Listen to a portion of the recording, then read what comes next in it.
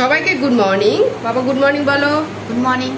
আর আমি একদম রেডি হয়ে গেছি। আজকে টিফিন ওদের করেছি, ব্রেড বাটার খাবে আর একটা করে এগ বয়েল আর বানানা রয়েছে খাবে। সব ফরেনার টিফিন করবে, বিদেশি টিফিন হবে আজকে। কলা, পাউরুটি, ডিম সেদ্ধ, মাখন এই দিয়ে ওদের টিফিনটা আজকে হবে।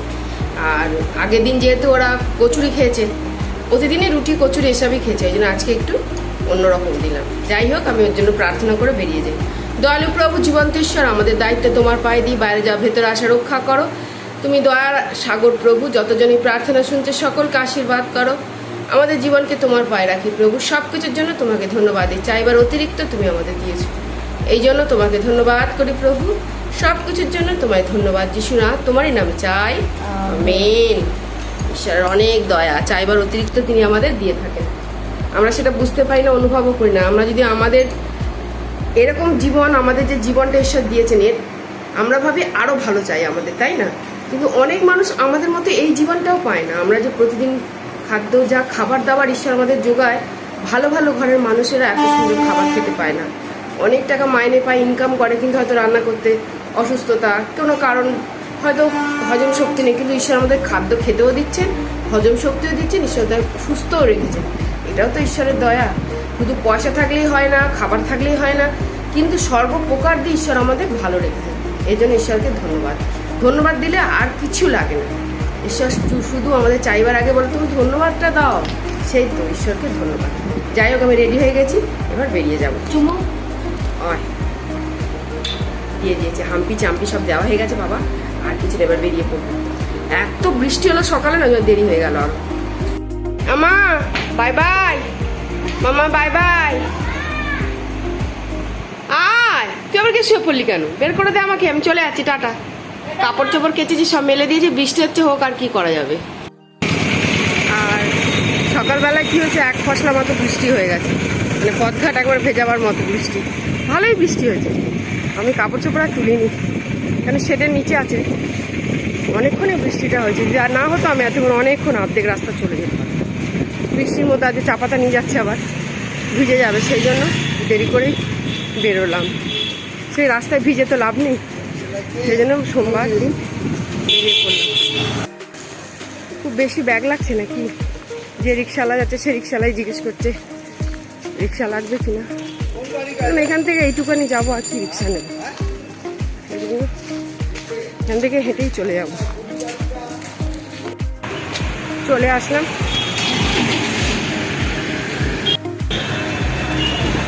বাস স্ট্যান্ডের দিকটায়, চলে এসেছি। এবার বাসের জন্য যাব। এই রাস্তাটা একটু ফাঁকা থাকে, তাও সকাল সকাল বেশ ভিড়। সব জায়গায় ভিড়, সোমবার না আজকে, সেই জন্য সব জায়গায় মোটামুটি ভিড়।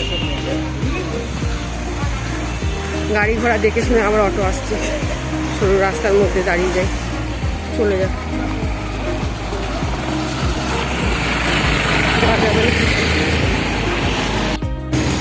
আজকে কত মানুষ অপেক্ষা করছে, বাসই নেই। সোমবার দিন বাস নেই, আমি এসে অপেক্ষা করছি, বাস নেই।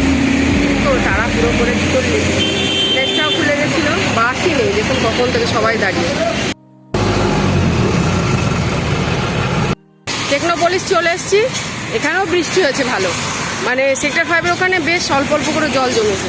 সেক্টর 5 একটুতেই জল জমে, কিন্তু তাও ভালোই জল জমে গেছে। ভালোভাবে পৌঁছে গেছি আজকের দিনের মতো এক পিঠের মানে যাত্রা কমপ্লিট।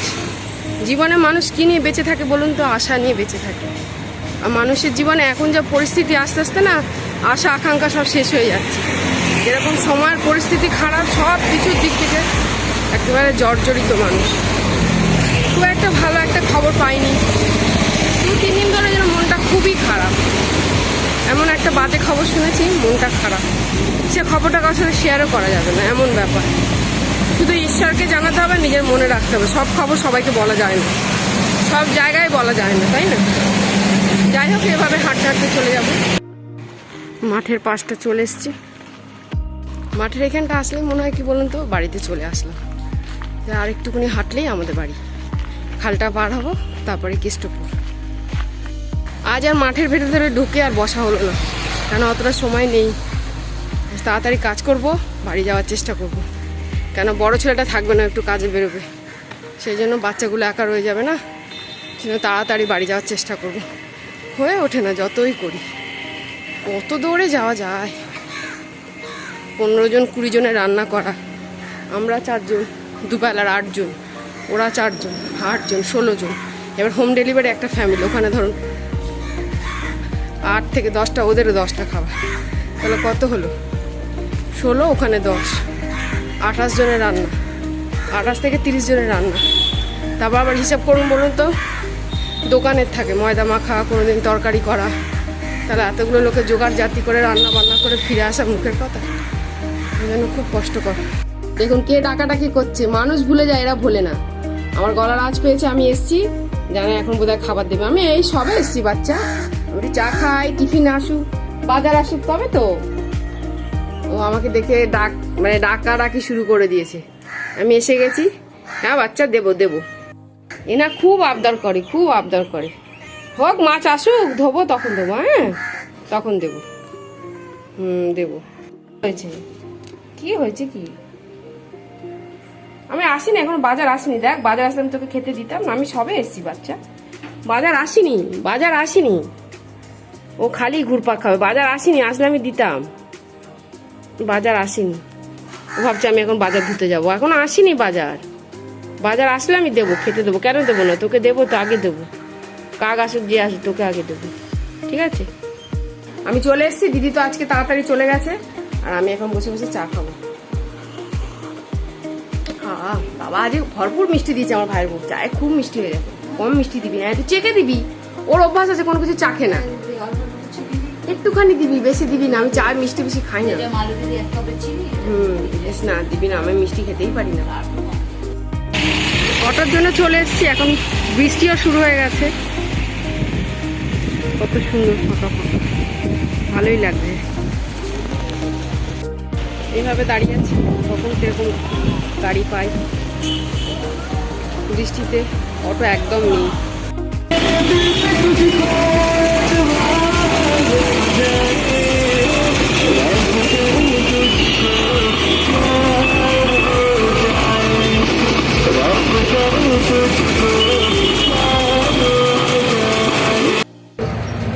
কে খুলছে গেট? কারা? পোপো বাবা, মাম্মা কি করছে? মাম্মা আসেনি, ওই তো আমি দেখে নিয়েছি। কুচুলু কুচুলু, ধরো ব্যাগ ধরো, চলো হাত পা স্যানিটাইজ করবো, খাবার দেবো তোমাদের, চলো। আজকে তো ওই ছোট দুটো বাচ্চাকে দেখছিলাম, ওই টুকুটুকু বাচ্চাদের ভিক্ষা করতে দিয়ে চলে গেছে। কি অবস্থা, কেউ নেই। আমরা তো ওরকম বাচ্চা তো রাস্তায় বার করতেই ভয় পাবো। বাস চলছে, গাড়ি চলছে, দুটো বাচ্চা এরকম গানের বক্স নিয়ে বসে আছে। আমি তো দেখে অবাক, ঈশ্বর, মানে আমাদের বাচ্চাদের বলে তোরা কত ভালো আছিস দেখ, ওদের দেখে মায়াও লাগছিল। কি অবস্থা, খিদে পেলে কাকে বলবে? ওরা আসবে অবশ্য, তো গ্যাংয়ের আরো বড় বড় মেয়েরাও আছে, আর সবাই মিলে ওখানে বসে বসে ভিক্ষা করে। মানে আমি গান বাজিয়ে সবার কাছে পয়সা নেয়। আর পোপোকে দেখায় রেকর্ড করে এনেছি, আপনাদেরও দেখাবো। আমি খেতে বসে গেছে। মাম্মা কি খাচ্ছে?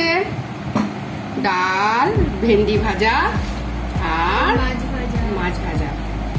বাবা বেশি খাচ্ছে, বাবা খাচ্ছে ওল আলু চিংড়ির তরকারি, ভেন্ডি কুমড়োর তরকারি, ডাল আর মাছ ভাজা।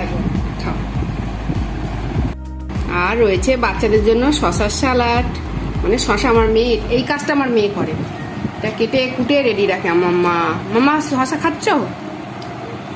খাও শশা, পোপো খাও। এটা আমার পাত, আমি একটা ডিম সেদ্ধ আর মাছ ভাজা, ঘন্ট তরকারি সব নিয়ে নিয়েছি। প্রার্থনা সবাই এসেছি।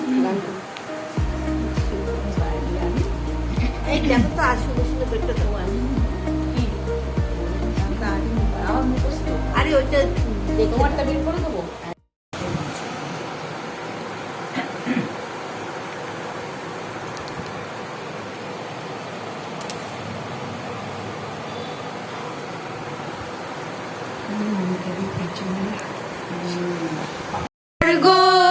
দেশ রামস্থান, রামস্থান ধন্য যা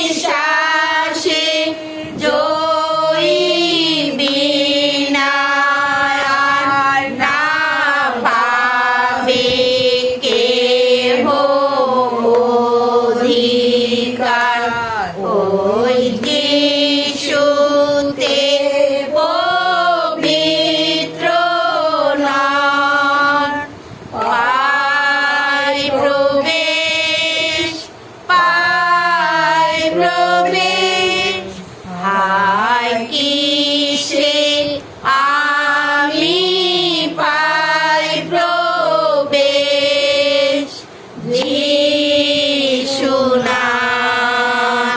যিশুনাথ মোর পূর্ণ শক্তি নাহি লেশ।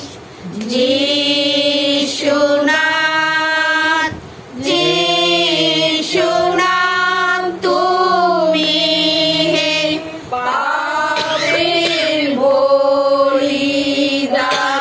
তুমি তো নিজে পরিত্রাণ দাও অধিকার হে কৃপাবান। যিশুনাথ, যিশুনাথ হে পিতা মাতা ভগ্নী ভাই, চলে আয়, চলে আয় সেই স্বর্গের পথে শান্তি পায়। চলে আয়, চলে আয়, ওই দেখো স্বর্গের মুক্তাদ্বার। পার সংসারে মগ্ন কেন আর, চলে আয়, চলে আয়। না ছেড়ো তুমি আপন হিতকে,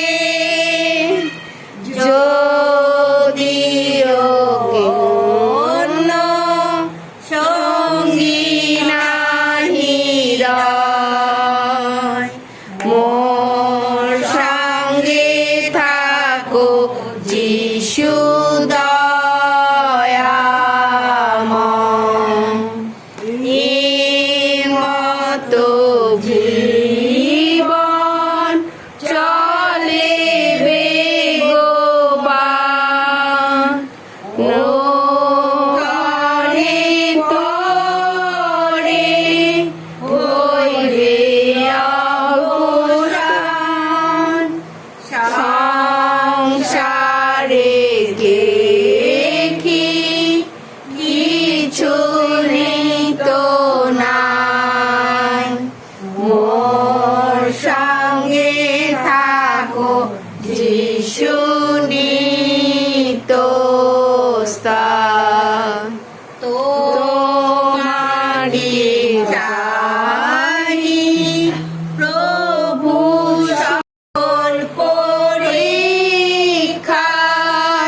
করিবে রক্ষা। তবু সমনায় রক্ষাকারী আর। মোর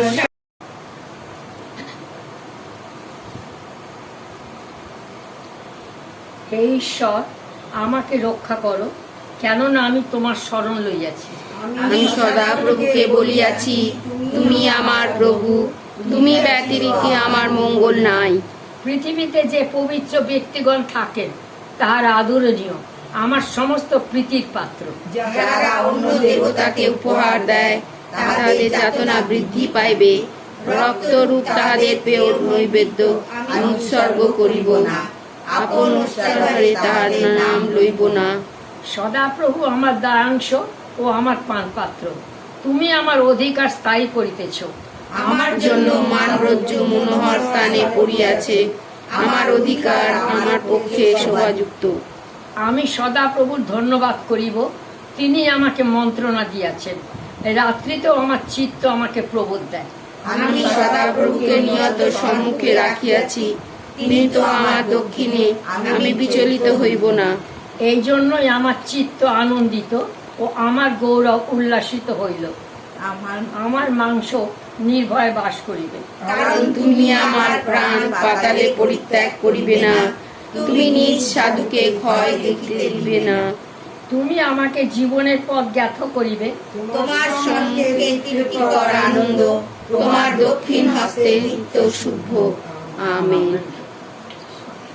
এবারে বলুন প্রার্থনার বিষয়, ধন্যবাদের বিষয়, ওনার বিষয়।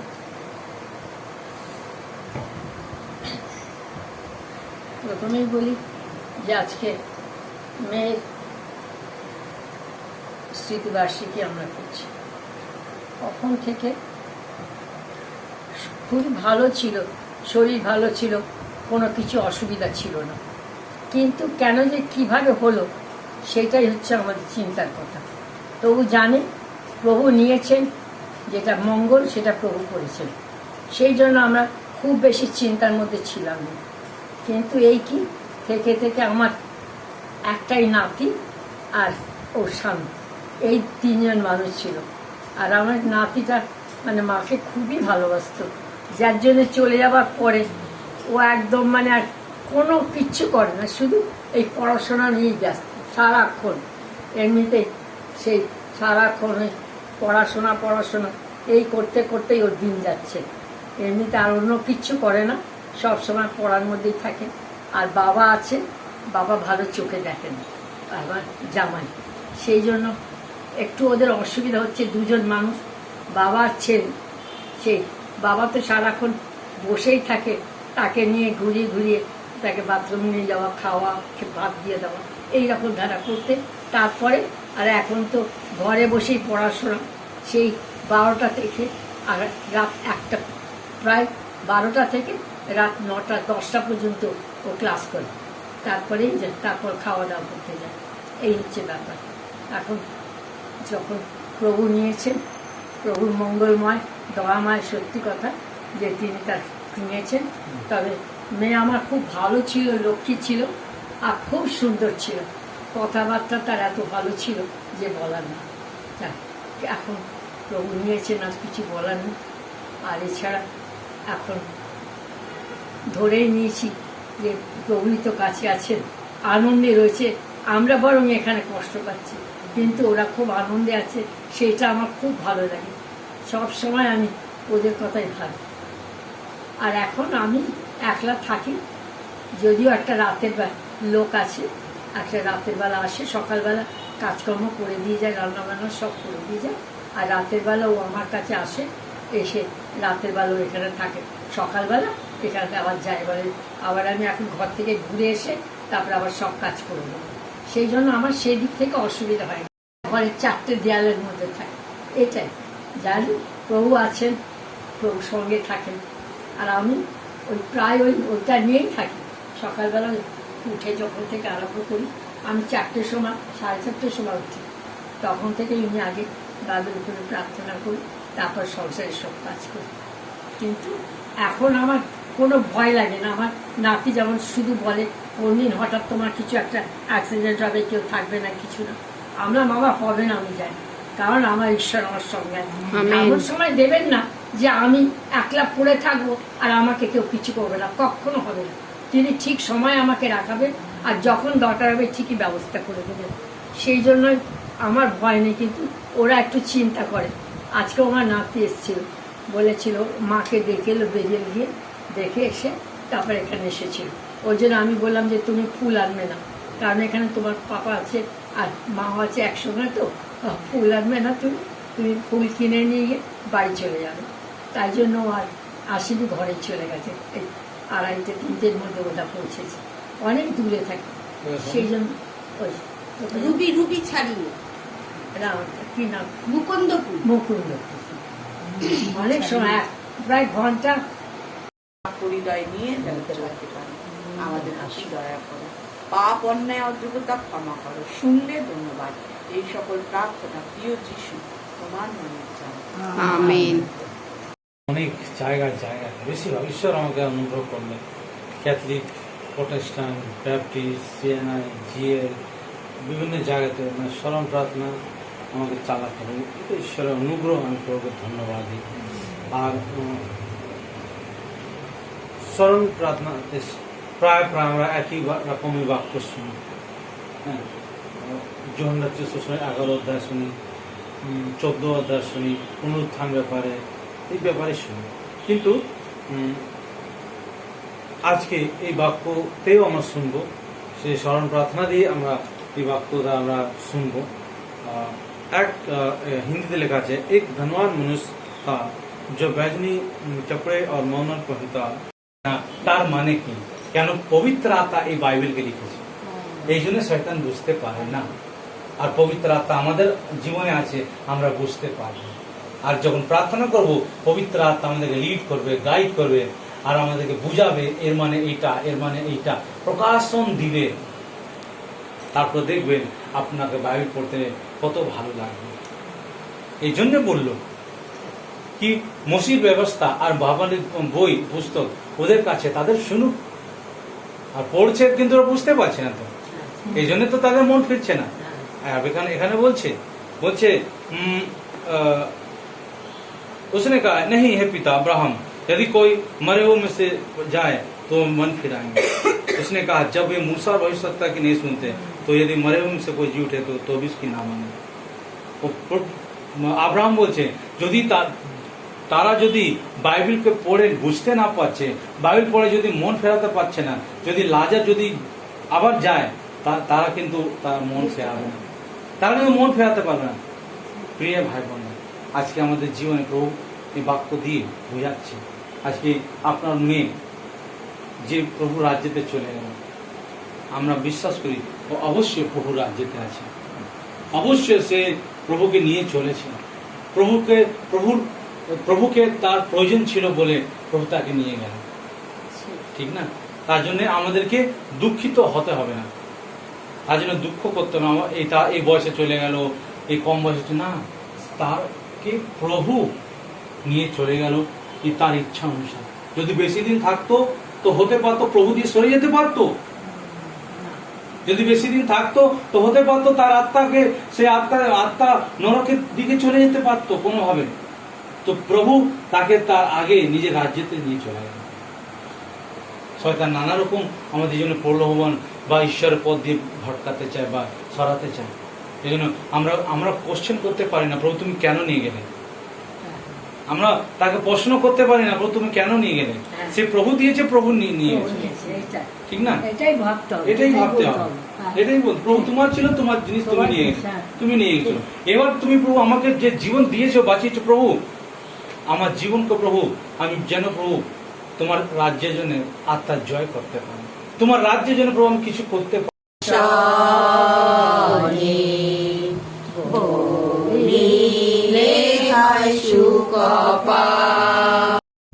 আমরা হারাই বৃথা সহি দুঃখ ক্লেশ, বিচার কাছে নাহি জানাই,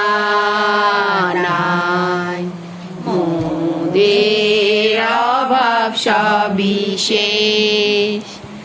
যখন হয় ভীষণ পরীক্ষা কিংবা দুঃখ যাতনা, না হও তাতে ভগ্ন আশা, করো তখন প্রার্থনা। হেন পরম বন্ধু কোথায়, মোদের দুঃখের ভাগী হয়, যিশু জানেন মোদের দশা, ধরো তাকে প্রার্থনা।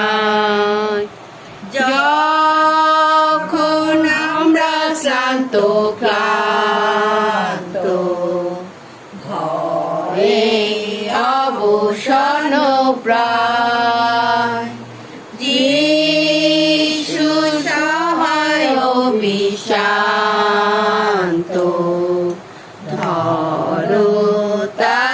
প্রার্থনা বর্গ যখন নির্দয় তখন করো প্রার্থনা কোনো ভয় নাই যিশুর কোলে তথায় পাইবে সান্ত্বনা। আসো আমরা প্রার্থনা করি। দাপুজি যে গাড়ি স্কুটার সাইকেলে যখন বেরোবো কোনো অ্যাক্সিডেন্ট দুর্ঘটনা না পুজি প্রার্থনা করি প্রভু তোমার স্বর্গদূতকে তুমি আজ্ঞা দাও আমাদের বাড়িতে প্রার্থনাতে সব জায়গাতে বুঝি আমাদের সঙ্গে থাকে বুঝি যদি কোনো সাপ বিশ্বাস থাকে যে মানুষকে কামড়ালে মরে দাও আর আমাদের সকল অপরাধ ক্ষমা করো আমরা অপরাধীর ক্ষমা করি আর আমাদের পরীক্ষা না কিন্তু মন্দ হইতে রক্ষা করো কারণ রাজ্য পরাক্রম মহিমা যুগে যুগে তোমারই হোক आमीन। पिता और उसका प्रेम यीशु मसीह का अनुग्रह और पवित्र आत्मा का सवागत हमारे प्रभु के अंत सब आमीन জয় যিশু। মানে আজকে মনটা ভীষণ খারাপ, সারাদিন যে দুটো ছবি দেখলাম, প্রার্থনা সভায় গেছিলাম, ওখান থেকে এলাম, আর প্রার্থনা সভায় যে বৃদ্ধার কাছে গেছিলাম উনিও পুরো একা। মানে আজকে সকালে যে দুটো সিচুয়েশন দেখলাম, ওই ছোট দুটো বাচ্চা, বলুন গাড়ির চাকাগুলো দেখেই তো ভয় লাগছে, যদি বাচ্চা মানে বাই চান্স বাচ্চাগুলো চলে যায়, কেউ দেখা নেই, দুটো বাচ্চাকে ওই গান বাজনা দিয়ে বসিয়ে দিয়ে গেছে। ওদের কিন্তু একটা গ্যাং থাকে, কিন্তু আর কোথায় তারা জানি না, কিন্তু ওই ছোট দুটো বাচ্চা ওই বাস স্টপে বসে আছে। আর আজকে যে বৃদ্ধার বাড়ি গেছিলাম, ওনার 2 মেয়ে ছিল, বড় মেয়েটা অনেকদিন আগেই মারা গেছে, ছোট মেয়েটা, আর বড় মেয়েটা রিসেন্ট মারা গেছে 3 বছর। মানে ওনার আর কেউ নেই, স্বামী অনেক বছর আগে মারা গেছে, একটা ননদ ছিলেন, তিনিও মারা গেছেন। উনি বৃদ্ধা একাই থাকেন ওই বাড়িতে, কাজের একজন আসে, সারাদিন থাকে না, রাত্রে এসে ওনার কাছে খালি থাকে। তো বৃদ্ধা মানুষের বলুন সারাদিনে যদি কিছু হয়ে যায় কে দেখবে, সারাটা দিন বলছে 4টে দেয়াল আর আমি। মানে এত খারাপ লাগছিল, বৃদ্ধ বয়স আর শিশু বয়স কখনো একা কাটানো যায় না। আর আমার তো ভীষণ ভয় লাগে, ঈশ্বর তো আমাকে এত বড় সংসার দিয়েছে, আমি যখন একা হয়ে যাই, যদি বেঁচে থাকি তখন কি হবে। যেমন উনি সবাই চলে গেছে, উনি রয়ে গেছেন, ওটাই বেশি দুঃখের যে ওনার পাশে এখন কেউ নেই। মেয়ের একটাই ছেলে, ছেলে বড় হয়ে গেছে, ওরা জামাই আর ছেলে অন্য জায়গায় থাকে, নাতি। দুটোই মেয়ে ছিল, একজনের তো বিয়ে হয়নি, আর একজনের যা বিয়ে হয়েছিল তার ওই পরিবার। আর উনি এখন সম্পূর্ণ একা, সম্পূর্ণ একা। কেউ মানে যে যারা আছে মেয়ের ঘরে রয়েছে নাতি, তারা দেখার মানে আসে যায়, মানে সেরকম ওনার সাথে কেউ সময় দেয়। এই দিনগুলো একটা ভরা পুরো পরিবার থেকে মানুষ যখন একা হয়ে যায়, সেই কষ্টের কোনো তুলনা নেই। মানে আমি ওনাকে দেখছিলাম আর ভয় পাচ্ছিলাম, জানি না ঈশ্বর আমাদের কপালে কি আছে। যদি বয়স থাকতে যদি মারা যায়, বাচ্চাদের প্রতি কর্তব্য করে, সে একরকম। এই বৃদ্ধ বয়সে একা আর শিশু বয়সে একা, এর কোনো মানে বিকল্প নেই। ওই বাচ্চাগুলো চিন্তা করো, ওই ছোটো ছোটো বাচ্চা দুটো যদি গাড়ির তলায় চলে যায়, যদি কেউ ধরে নিয়ে চলে যায়, আমরা তো এটাই চিন্তা করবো, কিন্তু জানি না কাদের বাচ্চা কি, কেউ দেখে না, কিছু না, ওইখানে বসিয়ে দিয়ে গেছে গান রেকর্ডিং। ওরা ওই বাচ্চার দুটো কিন্তু বাসে উঠে যাবে গিয়ে ওইভাবে, কিন্তু আমরা মলের থেকে দেখি, আজকাল দেখি কেষ্টে পুরো দেখা যাচ্ছে, ওরা উঠে যায়, উঠে গিয়ে ভিক্ষা চায়, গানটা চালিয়ে নেয় আর সবার কাছে হাত পেতে পেতে ভিক্ষা চায়। আমার বাচ্চাদের তোরা ঈশ্বর তোদের কত ভালো রেখেছে।